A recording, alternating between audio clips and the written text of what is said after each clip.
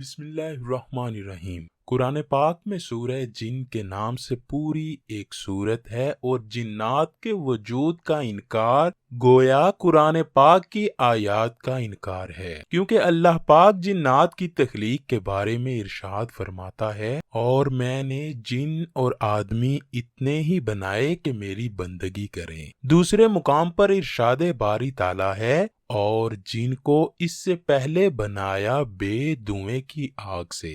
جن کے لغوی معنی ہے چھپا ہونا، ڈھانپا ہوا اور خفی ہونا۔ جن کو اسی لیے جن کہتے ہیں کہ وہ عام لوگوں کی نگاہوں سے چھپا ہوتا ہے۔ زمانہ جاہلیت میں لوگ فرشتوں کو بھی جن ہی کہا کرتے تھے، کیونکہ وہ ان کی نگاہوں سے پوشیدہ ہوتے تھے۔ رسول اللہ صلی اللہ علیہ وآلہ وسلم نے جنات کی مختلف شکلوں کے بارے میں فرمایا، جنات کی 3 قسمیں ہیں۔ اول، جن کے پر ہیں اور وہ ہوا میں اڑتے ہیں۔ دوم، سانپ اور کتے اور سوم جو سفر اور قیام کرتے ہیں۔ ہمارے پیارے نبی صلی اللہ علیہ وآلہ وسلم کے پاس جنات کے وفود کا آنا، قرآن کی سورہ بھول جانے پر آپ کی بارگاہ میں حاضر ہونا، اپنی خوراک کے لیے بارگاہ مصطفیٰ میں سوال کرنا وغیرہ ایسی بے شمار احادیث ہیں کہ جن سے جنات کا وجود روز روشن کی طرح واضح ہوتا ہے۔ جب اللہ پاک چاہے تو ان کی موجودگی کا احساس بھی ہوتا ہے، جیسا کہ ایک دن رسول کریم صلی اللہ علیہ وآلہ وسلم نے صحابہ کرام سے فرمایا، میں چاہتا ہوں کہ جنات کو قرآن مجید پڑھ کر سناؤں، تم میں سے کون میرے ساتھ آئے گا؟ تو صحابہ کرام نے اپنے سر جھکا لیے۔ دوسری مرتبہ بھی ایسا ہی ہوا۔ جب آپ نے تیسری مرتبہ ارشاد فرمایا تو حضرت عبداللہ بن مسعود رضی اللہ تعالی عنہ آپ کے ساتھ ہو لیے۔ حضرت عبداللہ بن مسعود رضی اللہ تعالیٰ عنہ فرماتے ہیں کہ میرے علاوہ آپ صلی اللہ علیہ وآلہ وسلم کے ساتھ تب کوئی دوسرا نہ تھا۔ ہم چلتے رہے یہاں تک کہ مکہ مکرمہ کی ایک وادی شیب الحجون میں داخل ہوئے۔ نبی کریم نے میرے لیے ایک دائرہ کھینچا اور مجھے اس میں بیٹھنے کا حکم فرمایا، اور ساتھ ہی تاکید فرمائی، میرے واپس آنے تک یہاں سے باہر نہ نکلنا۔ پھر آپ صلی اللہ علیہ وآلہ وسلم وہاں سے تشریف لے گئے اور کھڑے ہو کر تلاوت قرآن کریم کرنے لگے۔ میں نے گدھ کی مثل اڑتے ہوئے پرندوں کے پروں کی پڑپڑاہٹ سنی۔ میں نے شدید شور بھی سنا، حتیٰ کہ مجھے نبی کریم کے متعلق اندیشہ ہوا۔ پھر بہت سی کالی چیزیں میرے اور حضور کے درمیان حائل ہو گئیں، حتیٰ کہ مجھے آپ کی آواز مبارک سنائی نہ دیتی تھی۔ پھر وہ سب بادل کی طرح چھٹنا شروع ہوئیں، یہاں تک کہ غائب ہو گئیں۔ اسی دوران فجر کا وقت ہو چکا تھا۔ آپ صلی اللہ علیہ وآلہ وسلم ان سے فارغ ہو کر میرے پاس تشریف لائے اور مجھ سے استفسار فرمایا، کیا سو گئے تھے؟ میں نے عرض کی، اللہ پاک کی قسم نہیں یا رسول اللہ، میں نے کئی مرتبہ ارادہ کیا کہ لوگوں کو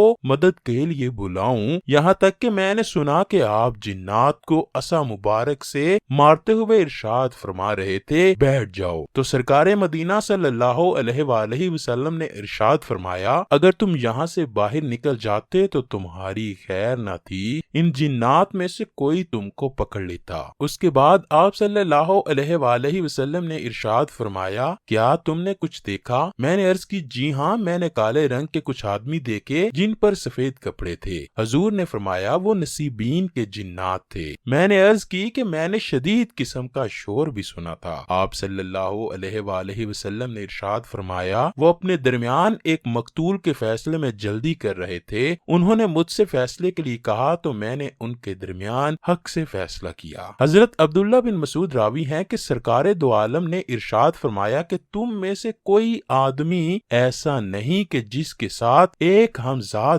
جنوں شیطانوں میں سے اور ایک ہمزاد فرشتوں میں سے مقرر نہ کیا گیا ہو۔ صحابہ نے عرض کیا، یا رسول اللہ، کیا آپ کے ساتھ بھی؟ تو آپ صلی اللہ علیہ وآلہ وسلم نے فرمایا، ہاں میرے ساتھ بھی، لیکن اللہ نے مجھ کو اس جن سے مقابلہ کرنے میں مدد دے رکھی ہے، اس لیے میں اس उसके मकरो फरेब और उसकी गुमराही से महफूज रहता हूँ, बल्कि यहाँ तक कि वो भी मुझे भलाई का मशवरा देता है। नाज़रीन गिरामी, मौलवी नज़ीर अहमद एक गांव का अजीब वाकया पेश करते हैं कि एक दफा मैं एक गांव में पहुंचा। उस गांव के लोग बहुत कम पढ़े लिखे थे। हाजी साहब को अल्लाह ताला ने बेशुमार इल्म से नवाजा था। गांव के लोगों ने हाजी साहब को इमाम मस्जिद मुकर्रर कर दिया। नमाज के नमाजी हाजी साहब के पास बैठकर दीन की बातें सीखने लगे। हाजी साहब गांव के बच्चों और बड़ों को कुरान की तालीम के साथ साथ दीन के बारे में आगाह करने लगे। गांव में एक बहुत बड़ा और काफी पुराना दरख्त था। गांव के लोग अपनी भैंस बकरियां चराते हुए इस दरख्त के नीचे आराम करने के लिए बैठ जाया करते। हाजी साहब के पास भी बकरियां थी, वो भी बकरियां चराते हुए दरख्त के नीचे बैठकर दीन की बातें करते थे। हाजी साहब एक बड़े नेक और खुदा तरस इंसान थे। वो हर वक्त अल्लाह की याद में वक्त गुजारने लगे। जब भी कोई मर जाता तो हाजी साहब को नमाज जनाजा पढ़ाने के लिए ले जाया जाता। आसपास के गांव वाले भी हाजी साहब को लेके जाते। सर्दी का मौसम था। हाजी साहब इशा की नमाज अदा करके अभी घर में दाखिल हुए थे कि किसी ने दरवाजे पर दस्तक दी। हाजी साहब ने दरवाजा खोला तो देखा कि 3 बुजुर्ग खड़े हैं। उन बुजुर्गों में से एक शख्स ने पूछा, हाजी साहब का घर यही है? हाजी साहब ने जवाब में हाँ कहा। उन्होंने कहा, हाजी साहब हमारे एक भाई का विसाल हो गया है, आप आकर उसका नमाज जनाजा पढ़ा दीजिए। जनाजा बिल्कुल तैयार है, हमने नहलाकर मैयत को कफन पहना दिया है। हाजी साहब ने जवाब देते हुए कहा कि मरने वाला कभी मुझसे मिला था?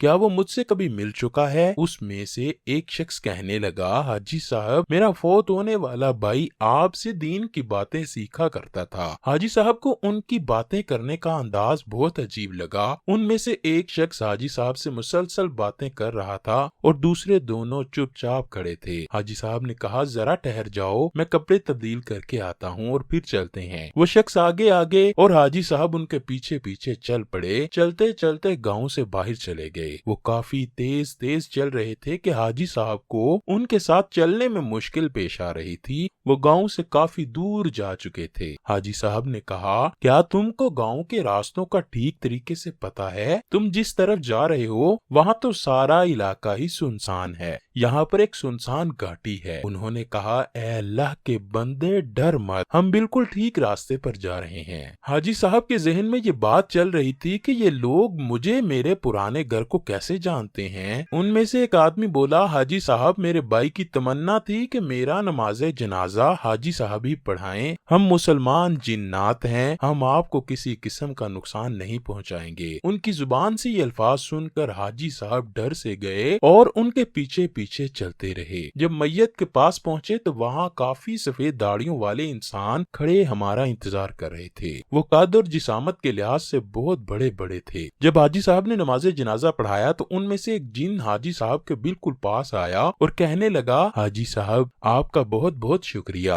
आपने हमारे भाई की ख्वाहिश को पूरा कर दिया है। उन्होंने हाजी साहब को चंद सिक्के दिए, जिनमें से हाजी साहब ने बस एक सिक्का रखा और जाने की इजाजत तलब की। उन्होंने हाजी साहब को कहा कि हमने किसी जरूरी काम से दूर जाना है। हाजी साहब ने उनको भी जाने की इजाजत दे दी। हाजी साहब अपने घर जाने लगे तो हाजी साहब को पीछे से शुक्रिया अदा करने की आवाज सुनाई दी। जब हाजी साहब ने पीछे देखा तो हाजी साहब को कोई भी नजर न आया। ये मंजर देखकर इमाम साहब होश गंवा बैठे। किसी ने उनको उठाकर घर छोड़ दिया। जब हाजी साहब को होश आया तो उन्होंने अपने आप को अपने घर में पाया और हाजी साहब को सिक्के की याद आई तो उन्होंने उसको निकाल कर देखा तो वो सिक्का नहीं बल्कि एक हीरा था। अल्लाह अकबर। अल्लाह से दुआ है कि वो हमें शैतान मरदूद से अपनी पनाह में रखे और नेक अमाल करने और बुराइयों से दूर रहने की तौफीक अता फरमाए।